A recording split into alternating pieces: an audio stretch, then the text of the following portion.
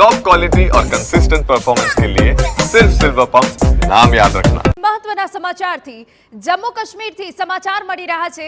અવંતીપોરાના ત્રાલમાં સેના અને આતંકીઓ વચ્ચે અથડામણ થઈ હોવાની વિગત છે। ત્રાલના નાદિર ગામમાં સેનાએ ઘેરાબંધી કરીને તપાસ હાથ ધરી। જંગલમાં ત્રણેક આતંકી છુપાયા હોવાની સેનાની બાતમી મળી હતી। સેના અને આતંકીઓ વચ્ચે સામસામે ફાયરિંગ થયું।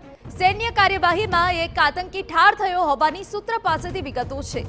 પુલવામામાં 48 કલાકમાં સતત બીજો એન્કાઉન્ટર છે। ઉલ્લેખનીય છે કે પુલવામામાં 48 કલાકમાં બીજો એન્કાઉન્ટર છે।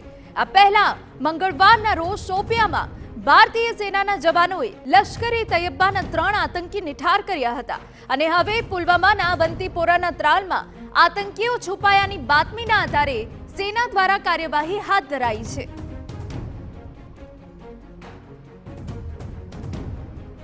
તો ત્રાલના નાદિર ગામમાં હાલ ઘેરાબંધી કરાઈ હોવાની વિગતો છે। જંગલમાં ત્રણેક આતંકી છુપાયાની સેનાની બાતમી મળી હતી। તે બાદ સેના અને આતંકીઓ વચ્ચે સામસામે ફાયરિંગ થયું હોવાની પણ વિગતો મળી રહી છે। હાલ એ વિસ્તારમાં સર્ચ ઓપરેશન ચાલી રહ્યું છે। સૈન્ય કાર્યવાહીમાં એક આતંકી ઠાર થયો હોવાની સૂત્ર પાસેથી વિગત।